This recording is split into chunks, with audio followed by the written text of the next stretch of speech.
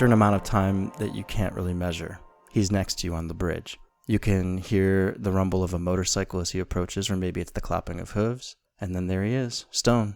I told you not to look, and you looked. I need answers. I don't think I need to tell you knowledge is power. You're looking at the answers, my friend. Take a good long look at them. That's the void.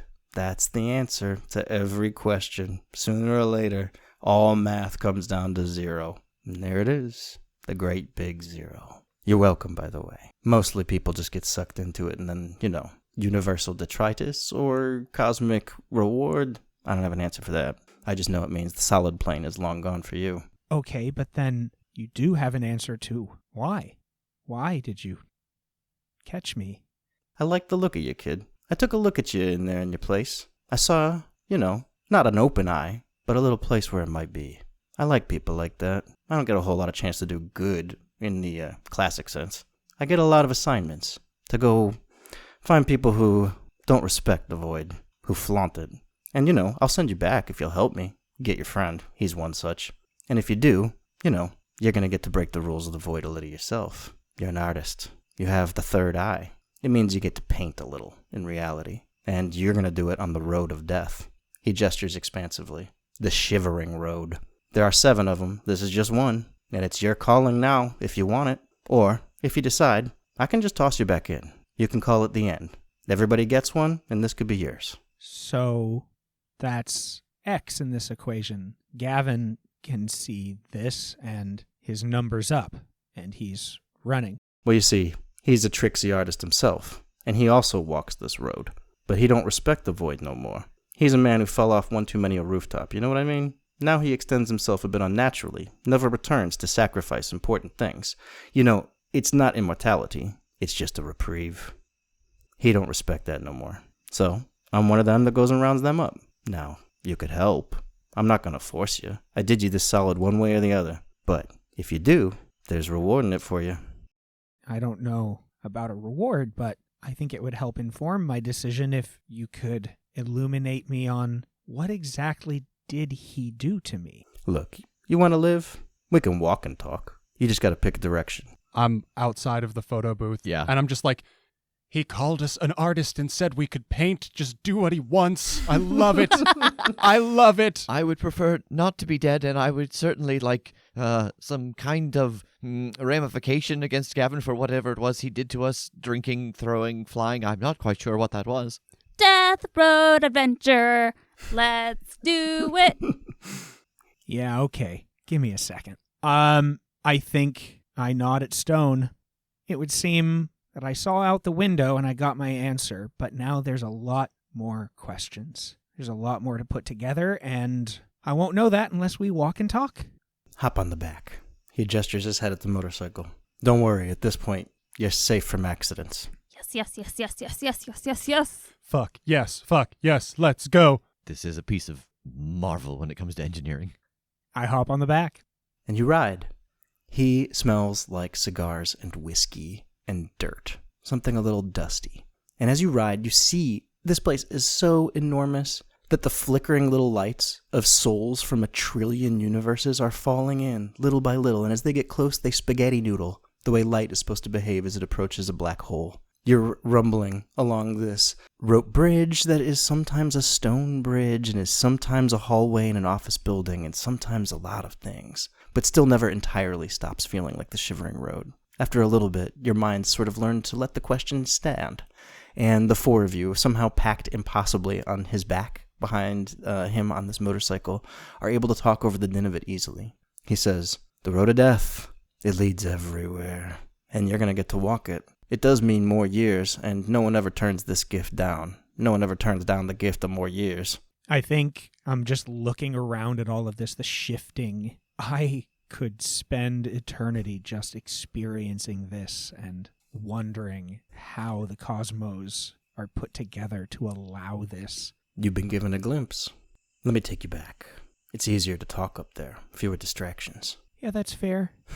You go on a very long ride, and it goes many places. But it ends at your grave. And there, you see her. She hasn't noticed you yet, but she's the only one here. Catherine, by herself over your grave. He's stopped at the edge of the graveyard, and he says, Rules say you gotta come back here, closest to your remains. I mean, there's nothing in there now anymore because here you are, you're here. The idea has superseded the flesh.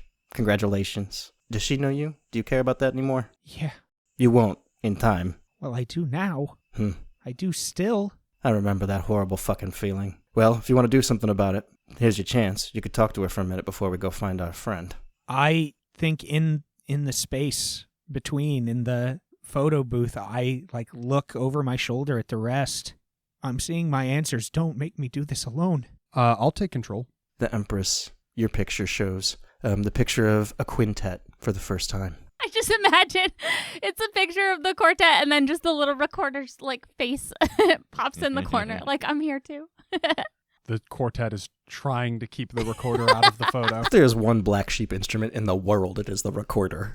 I love that choice. I want to walk over to Catherine. She is crying. Not heavily, but enough. From the look of the dirt, you think to yourself 3, maybe 4 days. It's gray, overcast. As you approach, do you make enough noise that she turns to see you? Yeah, I say, hey, Cat. She turns, and her face goes through every expression. And then finally she just settles on hugging you, and the way she was crying now is at a peak. She can't believe you're here. I'm really sorry. You know how I said I was on a weird assignment? I didn't get a chance to text, but it's gotten a lot weirder. Assignment? We put you in a box and buried you. I put your old high school yearbook photo in that box. I saw you. Yeah, I don't really remember that. I believe it though. I think I look back to Stone, with kind of a look of what am I allowed to say? Is he gonna give me a don't stop talking or anything? Stone is idly chit-chatting with his motorcycle, it appears, just sort of waiting for time to pass, petting it, maybe weirdly holding a baby carrot out to it for a second. You get flashes of that, realizing that there will not be a lot of help here, and that he doesn't care about connections like these. That was made clear to you. I would like to make a passive test of connection. If you fail this, or if this is a disaster, she will not trust you. This is too bizarre and too big, and it will fracture this relationship.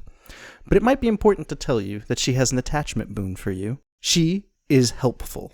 That's associated with the Page of Cups, which I have selected for her as her significator, based on the way you read her in the story as being a caregiver and a very cupsy, emotionally sensitive human being, and somebody that's just there for you, perhaps in a way that loves to laugh with you, but isn't necessarily attached to too many other people as closely as to you. When a character is helpful, you can have them lower the number of a just revealed future test on any Cups test. So just so you know, in case you want to lower a number on a Cups test, she provides that benefit. Let's make this passive test of connection. That would be relevant here, potentially. So we're talking connection, which is successful on Ace to 5. What's your Cups suit stat? +1. Great. So now we're talking Ace to 6. And you've still got your last point. Oh, you went into control, didn't you? So we lose that last one of Crown of Stars, don't we? Accurate. Ace to 6. Say when.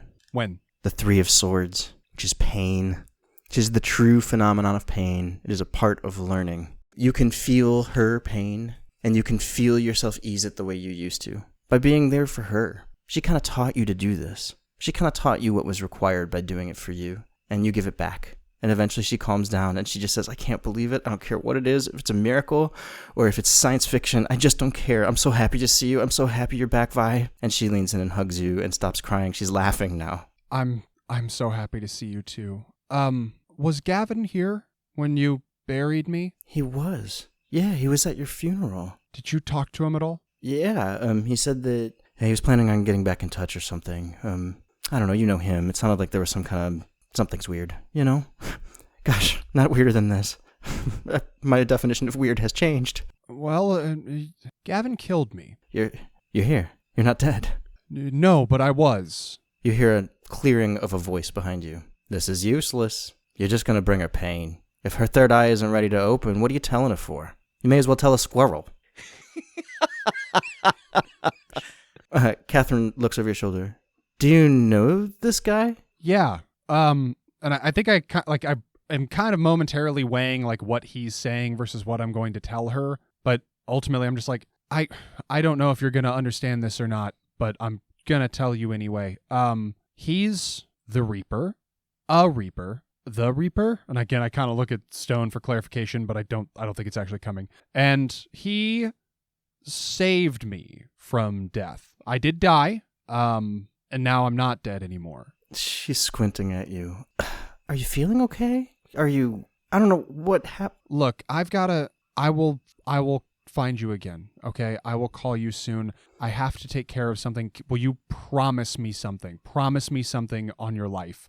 Anything, Vi, anything. Don't go near Gavin again. Okay, I won't. You want to explain this to me? I'm getting worried about you. Gavin he is up to something, and it's worse than he's ever done before. He's just not safe. I just don't want you to get tangled up with him. She says, okay, can we meet in a few days and talk about this again? Anytime. I'm in town for the next week. I can be here. I can meet you anywhere. I can meet you tomorrow. I can meet you tonight. Anytime. Yes. She looks back nervously at your friend.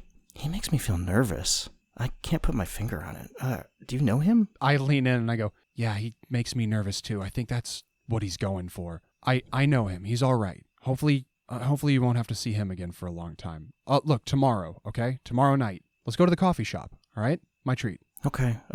Oh, Vi. God, I feel so relieved. I just can't believe it. It's a miracle. Yeah, miraculous. Come on, we got work to do. All right, yeah, I'll give her another hug and then follow Stone. As you do, you feel something horrible. A desire to hug her very tightly. That there is something you can drink here to add to your time and take from hers. Let's make a passive test of composure. You're trained in composure, and it's a cup skill, but this intense hunger is strong. And I'm going to apply a -1 risk that modifies this in the other way. So that cancels out your training in composure. What's your cups? +1. Ace to 6. Ready? Say when. When? An ace. Inspiration.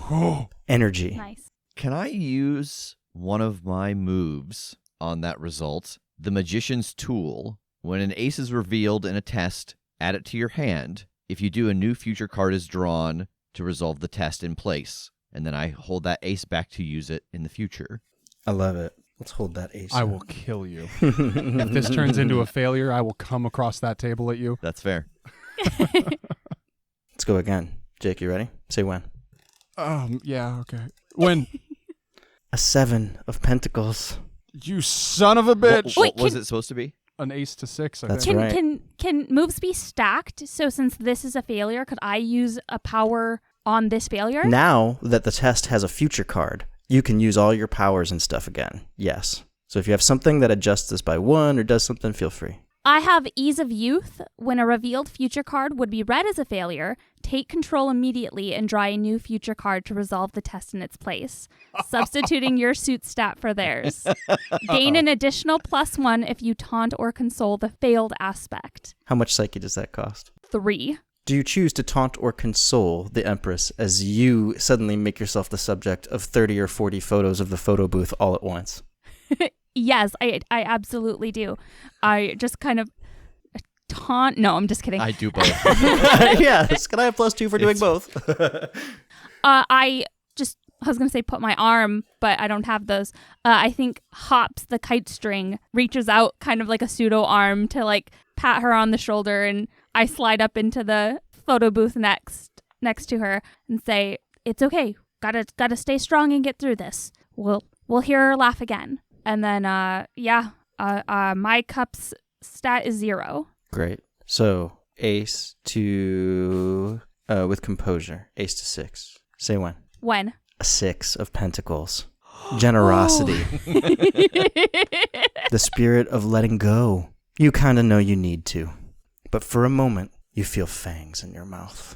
You know that there is something you could have drank there. And you pull away a bit hastily, knowing that if you hold her too much longer, you might not be able to control it. She holds you with her 2 arms on your shoulders. I can't wait to see you. All right, just text me.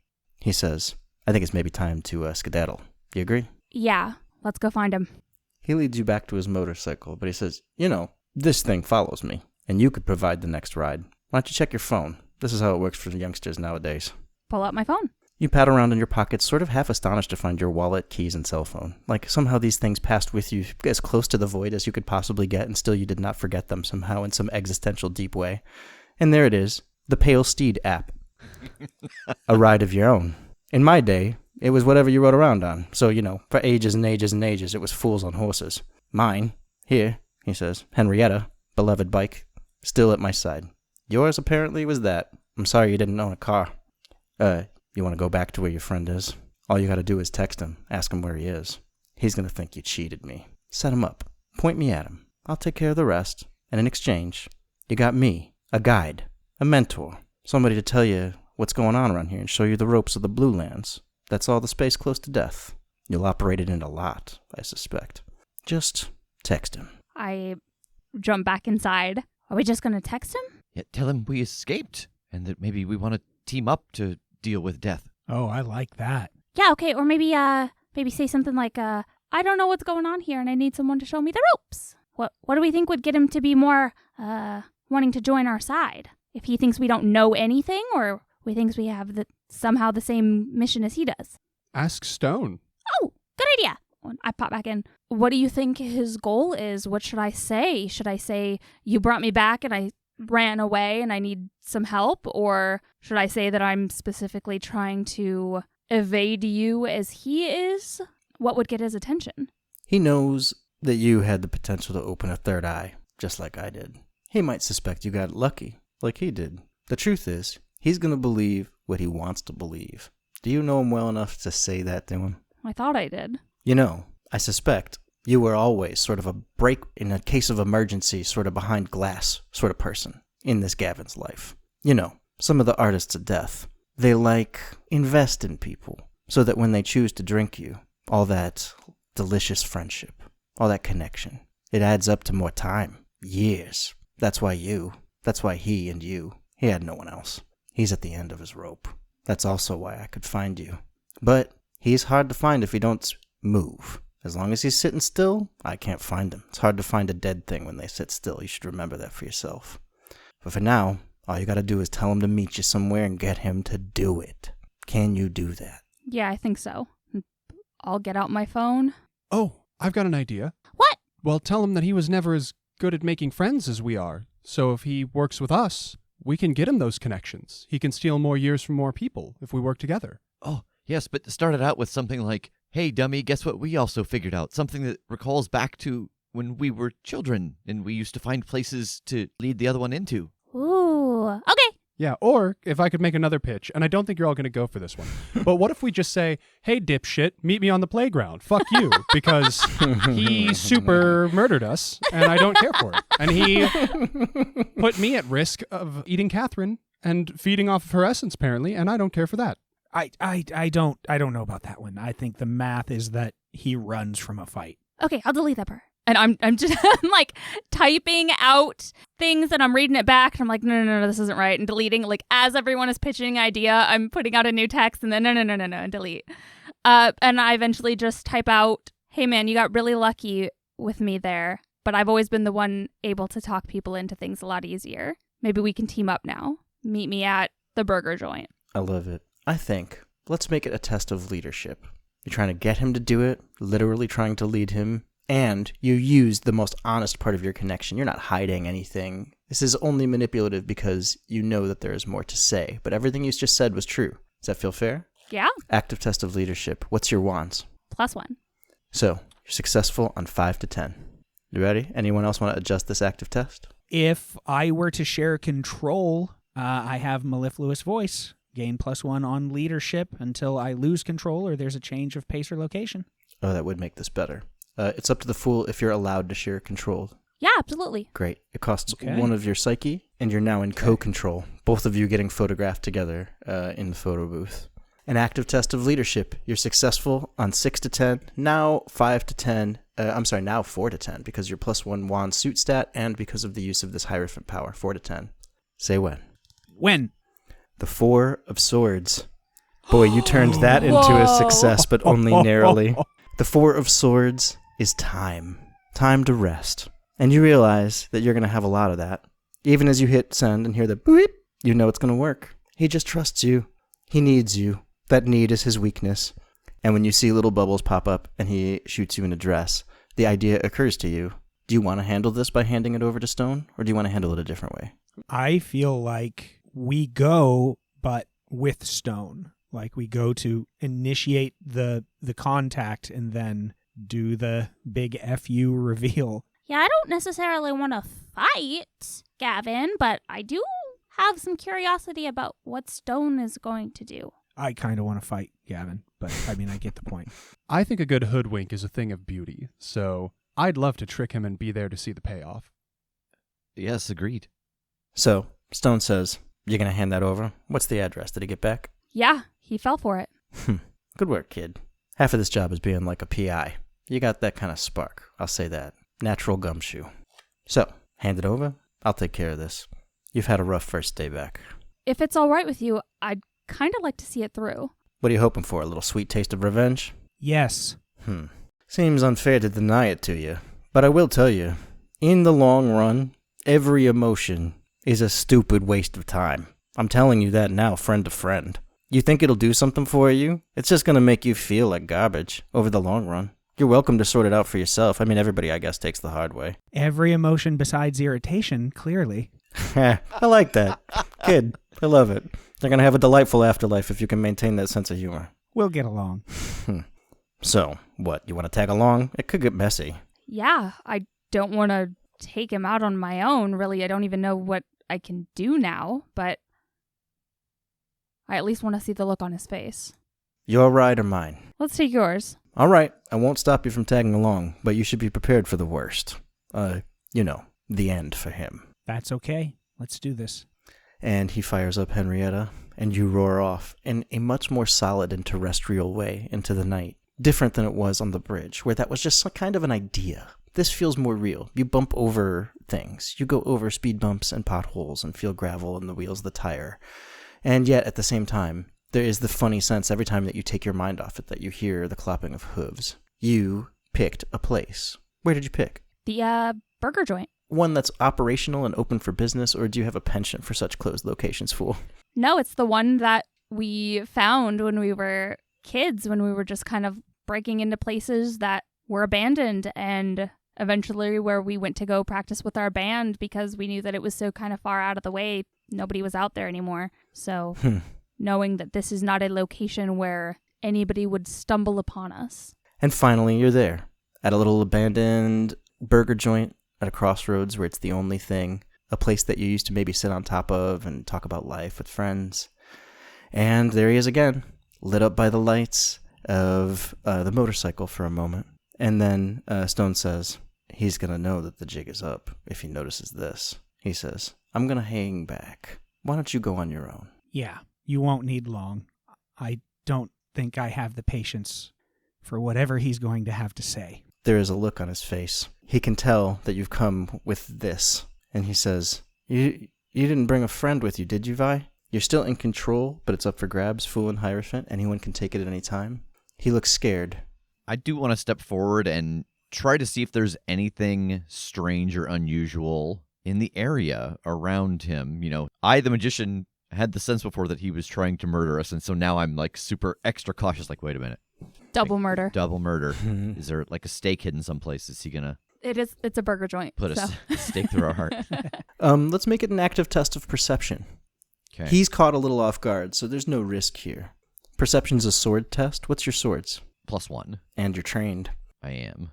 And I think you're surveying the environment. I think that as a proven research engineer, you probably have done a lot of quick glances to get a sense of things.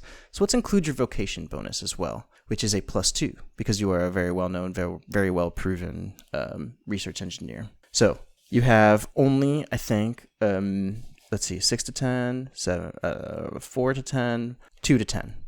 You will be successful on 2 to 10 and only fail on an ace. Okay. Ready? Say when. When? The 6 of Wands is the returning champion. In this moment, you feel a glimmer of that. The image is usually like a young hero coming back to town and being given a crown of laurels, but here you feel a crown of your own, your light bulb coming on. He's got a hand on the door to the burger joint, and this guy paints in reality by stepping in and out of places he kind of shouldn't be quickly. You know he's got a contingency there, and he's hoping to use it if things are bad. Am I able to take control now? Yep, we just did a test. Then I want to use Gaze of the Empress.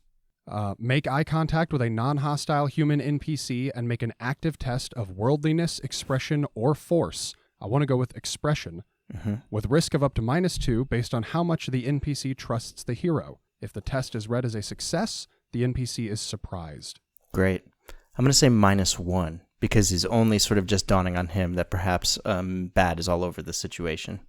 What's your cups? +1. You are successful then on 5 to 10, and his -1 makes that 6 to 10 again. Even odds. 6 to 10. Say when. When? Remember this? The 7 of Wands. Your old fear.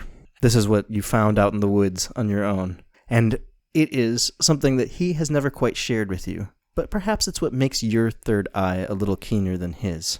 You see all the dark space behind him. You see the burger joint and the shadows inside there. And you see that there is an unusual looking thing grabbing your eye. It is a very, very, very shiny knife. Like a butcher knife. Like that you would use in a kitchen. You see it glimmering in the background. Calling out to you ever so slightly. Seems to glow just a little bit to your eyes. You're noticing that, but it's not overriding your senses. You're very much in control of yourself. He, on the other hand, meets your eyes and is stunned. He begins to cry. I'm so sorry. I'm so sorry. I'm so sorry. I'm so sorry. I didn't mean to do it. I'm so sorry. I didn't want to do it. I'm so sorry. Quick question. Are we technically in the presence of Stone, even though he's like not like right next to us? Like, how does that work? Oh, yeah. Yeah, as long as you know he's around, and as long as I can rule that he's still in the area, yeah, he's in your presence. Okay, I sure wouldn't mind using my divine blessings. It reads as, grant a blessing to a friendly NPC in the hero's presence, which will last until the hero's next downtime, and while in the presence of a blessed NPC, we gain a +1 on passive tests. A test may only benefit from one blessing, regardless of the number of blessed NPCs in your presence. Great. An NPC may have one blessing, etc., up to 3. Yeah. Great. That makes you a little safer. How much does that cost in Psyche? 2. Great.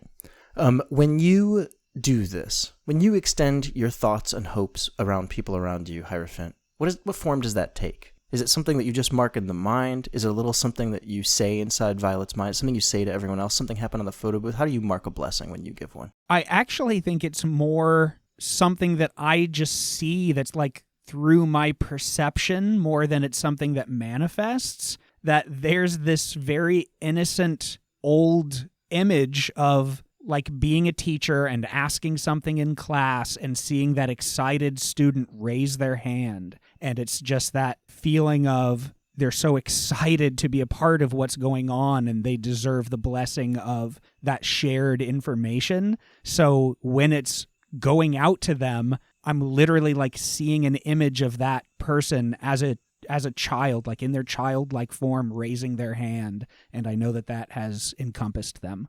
You silently frame those thoughts and almost see him, you feel like, crossing behind the building. Is that just a feeling? It's really hard to tell. He's around here somewhere, and he's making you safer just by being around. Gavin is before you blubbering. He says, you came with him. You gotta spare me. Look, I didn't mean to. I didn't want to. I really didn't want to. It was a last resort. Your eye could have opened and you could have helped and then it would have been fine. We would have gotten away together. Just like old times. Rooftops, great views. We could have done that forever and ever and ever. I just wanted that. You gotta know. I just wanted that. I want to like keep him facing me. Like if I think Stone's on the other side of the building and that knife is between us, then I want to keep Gavin like facing my direction, walking forward gently, like, hey, it's okay, all right? I know, I get it. You had the best intentions and things went sideways. I couldn't understand, right? There was no way I could understand. I've tried to have this conversation with Catherine now, and I get it. There's nothing you could have possibly said that could have made me understand. And I want to, like, get close enough to, like, hug him, like, wrap him up in a hug. He is blubbering. He is so grateful. Is this a trick? Do you mean him harm? I mean him harm insofar as I want to hold him in place so that he can be murdered by a reaper. Feels like technically harm. I think Let's make an active test of machination to see if you can execute that. Swords. Can I try and recruit somebody else into the photo booth to do that? It'll be a swords test. Yeah. I think that in this moment, like having tagged out with you earlier, I will step in and use Creative Genius. Gain +1 on tests of expression, machination, and craft until you lose control or there is a change of pace and location. Great. That lasts for more than one test, so long as you remain in control. How much does it cost you? 1. Active test of machination. He is still a little suspicious, so we'll call that -1. What's your sword suit stat? +1, right? Correct. So that cancels out. You get your +1 for your power, though. So you're successful on 5 to 10. Say when. Stop. Surrounded by danger on all sides yet again, the 7 of Wands. This is just your card. It is how you deal with death. You keep your cool. When you have tried to do maximum good for people and been frustrated by the slowness of things, or, I don't know, you've had parts in your life where you haven't been sure you've been able to do full good.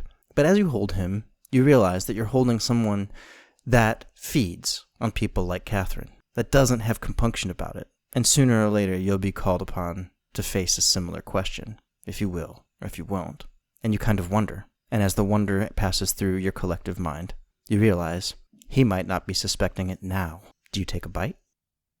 I think I go inside for a second. We could feed off of him. That might be a nice turn of events. We've set up this poetic justice Yes. that I'm very into, although I do also like a good twist. Is this a break the seal kind of thing? If we do it now, or are we going to have to do it like more often? I don't think so. It seems like this is part of it, that if we want to last longer, we have to feed, and if he's going to get murked in a second anyway, couldn't hurt. I'm just saying, like, it lines up. We would learn something and experience something entirely new from it. I do like that.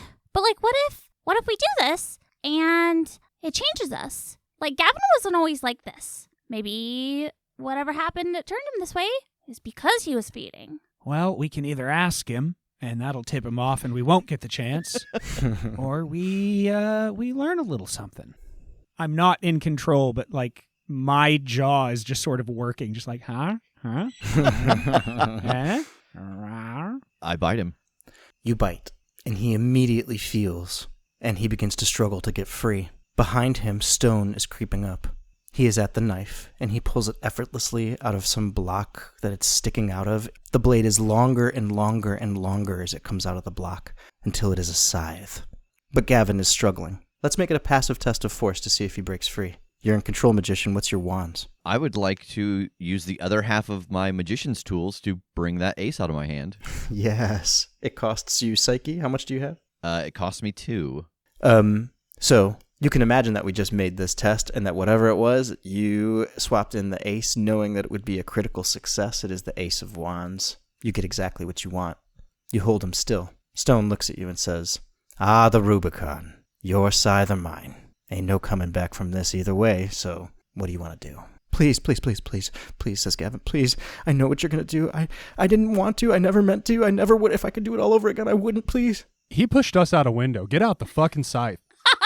Yeah, we're a good teacher. He fucked around, and now he gets to find out. Let's teach him. You hold the scythe. It feels just right. Made for you. It can be anything you want. It doesn't have to be this anymore, you realize. Although, perhaps for your first time, it should stay this. But later, you can make it look like anything you want. Do you swing it? I do. Stone has taken your place. Gavin pleads up until the very end. And then it's over. You have mixed feelings for a moment. He was something, a predator, but he also knew your name, looked to you for help. Stone brushes it off and says, "You did good. Come see the result." He gestures back to the motorcycle, which is now just again out front again. "Come on. You said you wanted to learn something." Yeah, I will walk out there. You ride. The shivering road begins to appear to you again, little by little, and then you're at the middle of it somewhere, well over the void again. He says, "Wait for it," and then points. There he is. And then he catches him. Gavin, caught by the hair. Stone holds him out over the void. He begins to spaghetti noodle, still pleading. "Please, no, it's still not too late." But it is. It's way too late. The memories of him and you can see them almost manifesting outside of him. The process takes a little while, and then it's done. "Congratulations," says Stone. "Your first job. Impressive. Let's head back up." And he gestures to the motorcycle. "Ready?" Yes. And he takes you back on a road that you will eventually become very familiar with. The shivering road leads everywhere, after all. And back on the surface world, when you finally feel it coming back to your senses, it doesn't look the same. It looks blue. You see it in the color of the spirit plane, the astral realm, the place of the dead. It's a place now more home to you than the solid plane you spent your life. And if this were the beginning of our campaign, we would tell a lot of stories of your adventures and experiences on the road of death and explore your gifts and the many things that it takes from you and gives to you. I think you would be doing that with Stone, too. I think that he would be somebody to mentor you and to stay with you. So let's leave it there and call it the end. Thank you, friends. Thank you. Thank you so much. That was so Excellent. neat. I'm glad you enjoyed it.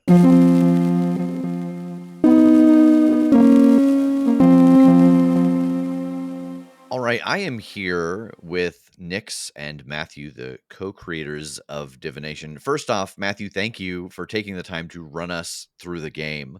So I think the first question I want to ask you is, why tarot as the tool in the game? Well, to tell you the truth, I've been role-playing for a really long time and looking at tarot for a really long time. I was an angsty teen in the 90s when I discovered tarot and discovered role-playing as an inheritance a bit from my geeky parents just a few years before that. So I almost can't remember a time in my life where I wasn't creating a tarot-influenced role-playing game. The truth is, like, for about as long as I was designing campaigns and long stories, I've been shuffling tarot cards and getting inspiration and trying to see things I don't see. And so they've been a source of inspiration for ages. They're a pictorial almanac of life, 78 cards that show you our desires and failures and trials. And so in addition to being thematically inspirational, they're also, full of numbers and full of stuff that gives them a mathematic application. So they've just been a part of my games pretty much for as long as I've been designing them, for as long as I've been running them and being in the hobby. Yeah, if I could actually jump on and expand on that a little bit. So very early on in the process, because this was a game that Matthew had been developing for, at least 6 months before I came in and started working on it as well. And one of the first things that he said to me, and in fact, one of the things that really got me excited about it and brought me on board was this idea, this phrase that he said to me, that the flip of a tarot card is just as satisfying as the roll of a D20. And that became the sort of clothesline that I pinned everything that we worked on mechanically to. If Matthew would present something, or even if I would have an idea and we'd look at it, we always held it up against that barometer of, is this mechanically as satisfying as the roll of a die? And if it wasn't, it didn't make the cut, or it needed to be tweaked or adjusted until it did make the cut. And then that balances against the particular tarot deck that we're using here, which is, and I don't mean a specific deck, but a specific style, a specific lineage of deck, which is it's known colloquially as the RWS deck or the Rider-Waite-Smith deck.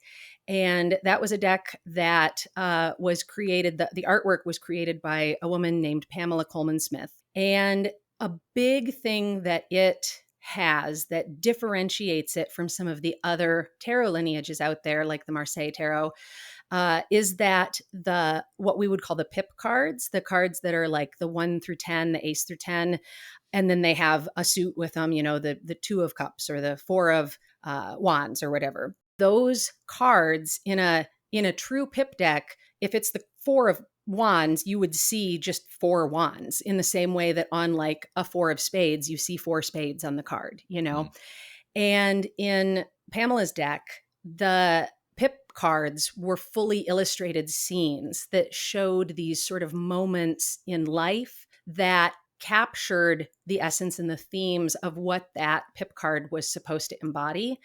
And so when you're using those, because those are the cards, the aces through 10s of the 4 suits, those 40 cards are the ones that we use to run those mechanical tests and to determine those moments of uncertainty, how they're going to play out.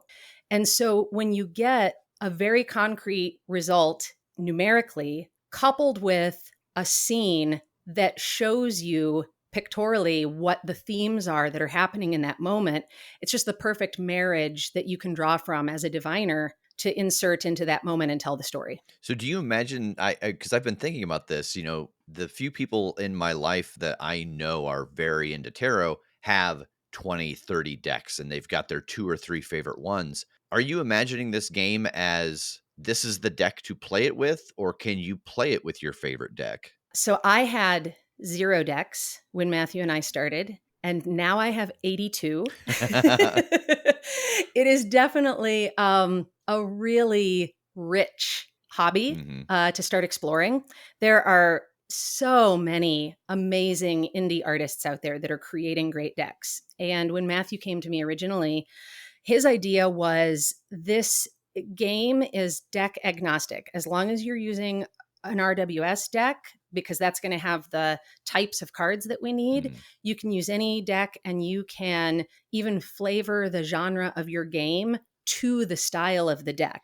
And that is absolutely still true today. You can absolutely play the game that way. And we all have our decks that we pull in and let that influence the game that we're playing and the story we're telling.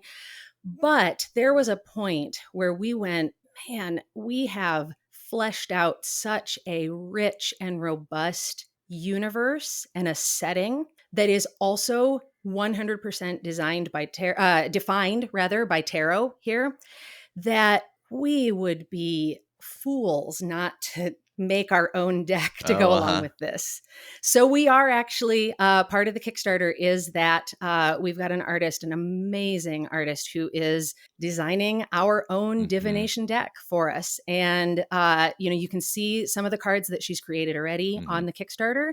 And we probably will be releasing more as she continues to work while the Kickstarter's going. And you will be able to still play the game with your own deck, but there will be an official divination deck as well. So before we started recording this, Nick, you mentioned to me that we picked from 6 playbooks, but there are actually 2 additional playbooks. Yeah, so it's been a really interesting process as we've been developing this game over the last 4 years, because one of our main ways both to play test it and also to help build our audience is that we've taken it to Gen Con every year since 2020. And we actually took it to Origins once as well. And so taking it to these conventions, I mean, Rev, you guys run Monster of the Week at Gen Con all the time. And you know how different it is to run a one-shot in a convention environment versus running the game in more of a traditional around your table campaign mode, whatever. And so we found ourselves early on, we knew that the game wanted to have some more robustness, the ability to support campaign play. But we would be working on that, and then we'd be coming up against a Gen Con deadline, and we'd be like, oh man, we need to kind of have some like one-shot rules for this so that we can make this work at Gen Con. And so for a long time, that was how we referred to it, was the one-shot rules versus the campaign rules. And as part of that, there are 2 additional aspects, the aspect of the hermit and the aspect of the hanged one, that are the way they had always been written and the powers that they had. They really lent themselves more to what we were considering campaign play. Sure. Now, even at the time, to take the audience through a little time travel here, even at the time that we're sitting down to record this today, you all recorded the gameplay session a few months ago. And even in the time from then to today, the additional tightening and development that Matthew and I have done has really closed some of those gaps. And we really do think of the game today as the game. And then there's a little section at the end of the core book that talks about, like, if you are doing this like in a convention setting or as just a one shot, here are some little alterations you can make. But really, those are minor today. We're not thinking of it as sort of 2 separate sets of rules the way we used to. Okay.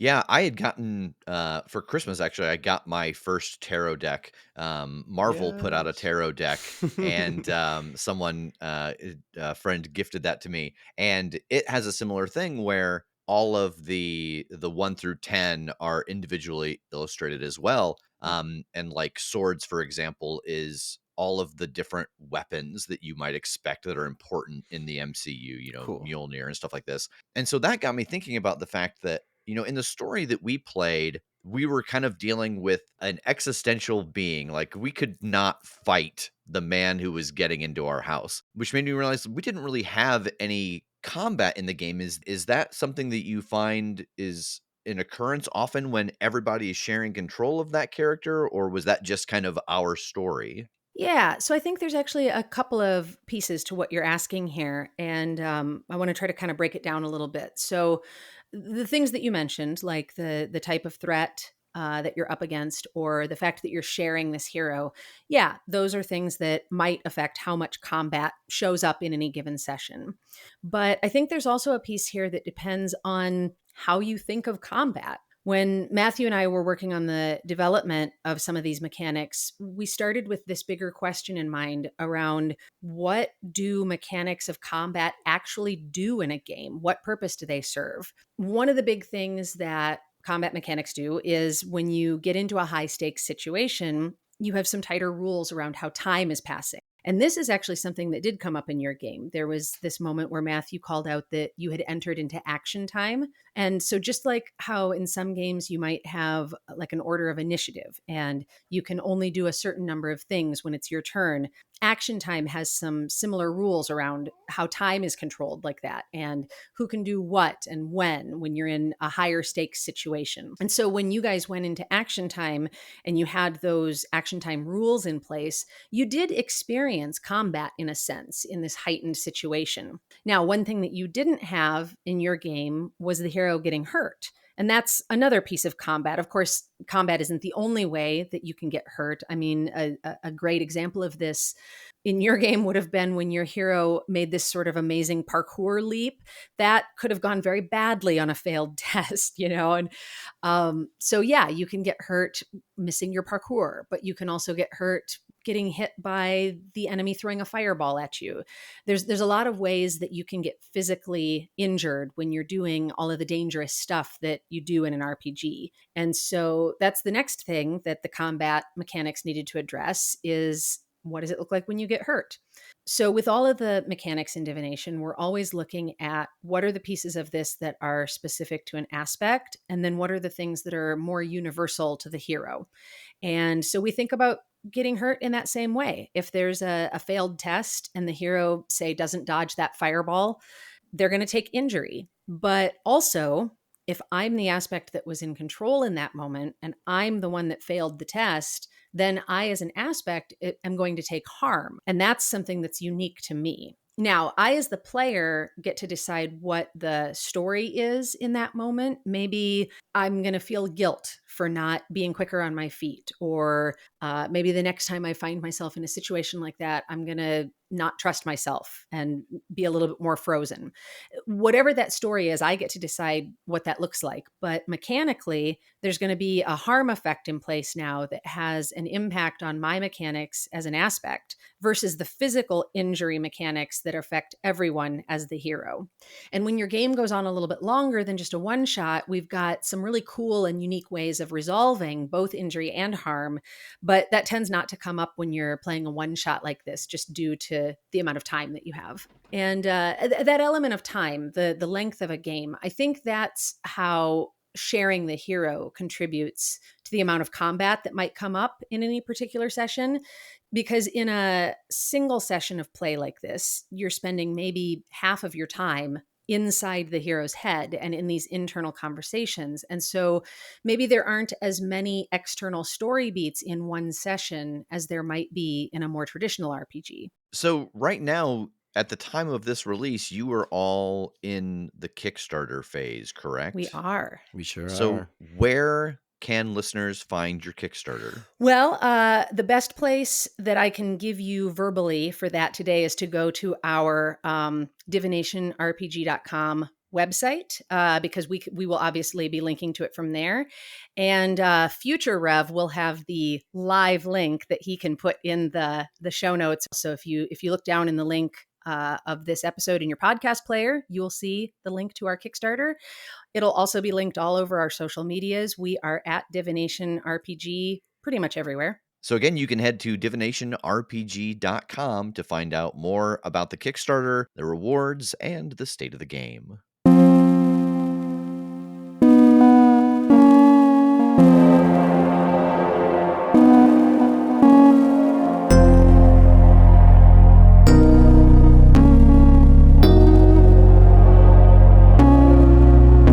Divination RPG is a truly tarot-driven role-playing game. infusing the essence of tarot with genuine RPG mechanics to make each flip of a card as satisfying as the roll of a d20. Divination RPG is now live on Kickstarter, and you can find the link in the show notes.